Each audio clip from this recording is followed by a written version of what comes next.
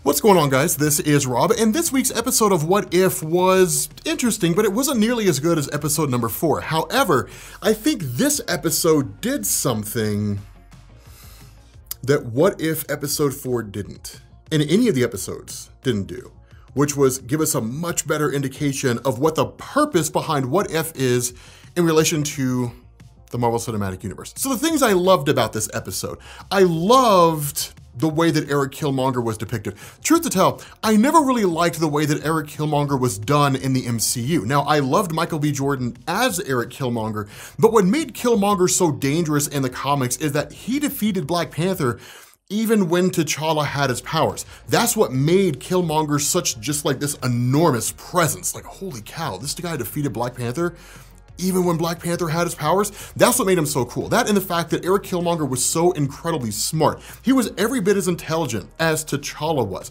I feel like a lot of those elements were kind of downplayed in the movie. They weren't really given the kind of credence. I mean, there were things that were told to us, right? When they're doing like the overview of who Killmonger is, they're like, yeah, he's really smart. He went to like MIT and he did this and he did that. But the real thing is they call him Killmonger because he killed so many people. So he's dangerous, right? I was kind of like, all right, I mean, look, guys, like let's play up the intelligence aspect. Let's give the villains a little bit more to go on than the fact that they're just bad guys who do bad stuff. In this instance, I felt like this really showed how capable Killmonger was because his plan was amazing, right? The whole plan that he had in Black Panther was to just find a way to infiltrate Wakanda. And while this was the same case to a degree, the lengths he went to were amazing, right? Like saving Tony Stark, worming his way into Stark Industries, using his contacts with Tony Stark, like using his emotional appeal with Tony Stark to basically work his way up to becoming like the head of security, turning against Tony Stark, killing Tony Stark. Like all this stuff was done for the purpose of essentially having Stark build a giant droid army for him so he could use it to invade Wakanda. Also, I think it's cool that he loves anime. That's pretty awesome, right? Because we basically got a Gundam, a whole bunch of Gundams, and they were pretty cool. Something else that was interesting is Tony Stark basically just ended up building the drones that we got from Iron Man 2, so that was kind of cool. Also, how many times are they gonna kill Tony Stark? The important thing here is that we got to see Chadwick Boseman playing Black Panther again. I feel like Black Panther's role in this episode was not really diminished because Black Panther wasn't really built up in the show. That's one of the cool things. I see a lot of people getting upset because they're like, they had him kill T'Challa again. Yeah, because the role of Black Panther wasn't built up. It was not an episode about Black Panther. It was an episode about Eric Killmonger and Tony Stark. I think a lot of what we saw in terms of Killmonger overpowering Black Panther was predicated on what we already know about Black Panther and his relationship with Eric Killmonger. But at the end of the day, I thought it was cool. I love the idea that Killmonger went as far as to actually earn the trust of the Dora Milaje and really the entirety of the royal family in Wakanda to turn around and operate against them, right? Like that was kind of nuts because that's basically what's going to be happening. Like, I mean, he is officially the Black Panther now, but I think he's going to end up basically conquering Wakanda, kind of ruling it with a bit of an iron fist, but maybe not, right? I mean, what better way to rule if you're looking to essentially, subvert an existing monarchy, if we can call it that, than doing it in a way to where they actually want you there, right? I mean, that's how dictators would really succeed, right? Like, it's not enough to just conquer a place. You have to actually get the people to want you there, because then you never really have to worry about any organized resistance against you, right? And in fact, you can actually use the people to keep any organized resistance from happening against you, right? The people become your weapon. So it's a pretty smart move by Eric Killmonger. Now, one of the big issues I had with this TV show is the plot hole that was presented with Shuri and Pepper Potts, because there's literally a point where they're like the only ones that can really reason, right? As they're like, both our sides are fighting and we kind of have to bring them to reason. And so you have Shuri who presents to Pepper Potts evidence of what happened when Eric Killmonger killed T'Challa and Tony Stark. And you would think that she would present that to like her family. Like, hey, Baba, I know you're a big fan of Eric Killmonger. He's one of us, but like, let me show you this footage where he like killed T'Challa and is obviously a villain because he also killed Tony Stark. And then like hand Eric Killmonger over to the US government. Either one of these is grounds for execution by lethal injection. Like, you would think that would happen, right? Where she would just give that, right? It doesn't happen. And if anything, that's not necessarily something that you would expect from a person who has been pawning himself off the way that Eric Killmonger has. You can kind of interpret it in a few different ways.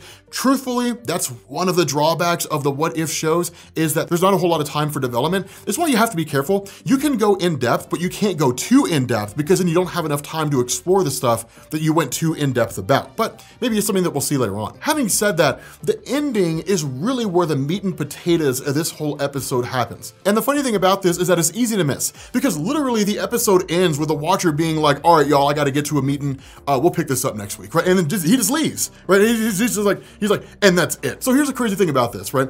The episode gave us this really cool thing because we don't know exactly how this is going to play out, right? It's the most open-ended episode that we've gotten to date. So the only one that's really equal to this in terms of being open-ended is the episode with Marvel Zombies, right? Where Thanos is standing there with the Infinity Gauntlet on his hand, and then the heroes are going back to find a way to cure the zombie virus and to keep the Infinity Stone safe. And so you're like, okay, so like this is gonna lead to a great big conflict.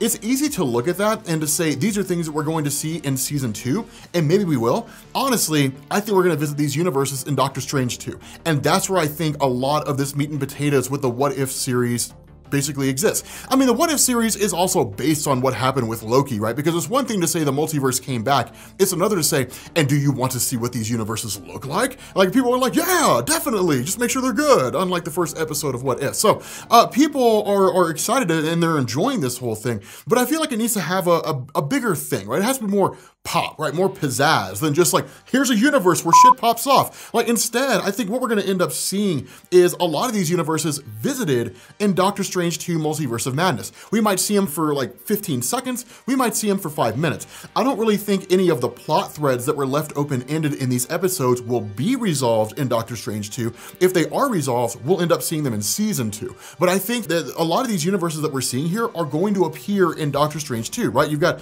Doctor Strange, you've got his Secret Defenders, whatever roster that might take. I still say it all leads into Avengers Forever, but whatever the case is, like, you have them kind of skipping through different universes. One of these is where Tony Stark was killed by Eric Killmonger, and Eric Killmonger became Black Panther, i.e. What If Episode 6. One of these is where zombies broke out, right? The zombie infection broke out because of Janet Van Dyne in the Quantum Realm. Thanos has the Infinity Gauntlet, he's all zombified, right?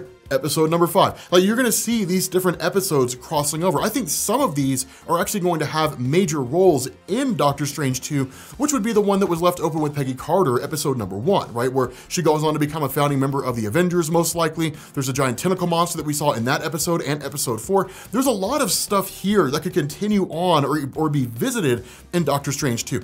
And I think that's the important thing. I mean, sure, Feige and them came out and they said, you don't really have to watch any of the TV shows to truly understand what's going on in the movies, but it helps, and I think it does. I think that if you're watching Doctor Strange 2 and you come across some alternate reality where Eric Killmonger became Black Panther after killing T'Challa and Tony Stark, you're gonna be like, well, when did that happen? And it's like, well, it happened in What If, episode number 6, right over there, so go watch it when you get done here, right? It kind of helps to beef things up, but it's by no means a necessity. But I think it's all going to kind of cross over and build up and have some measure of involvement in Doctor Strange 2. So with that being said, guys, let me know what you all think, because I think this is a pretty significant thing. I think it's a pretty big revelation, right? If it wasn't necessarily introduced in episode number 6, it was introduced in 5, and 6 basically confirmed it. But let me know what you guys think about this, right? What are your thoughts on this whole idea that the big purpose or the big role the What If series plays is to introduce alternate universes that we'll end up seeing in Doctor Strange 2? Let me know what you guys think. Thank you all for watching, and I will catch you all later.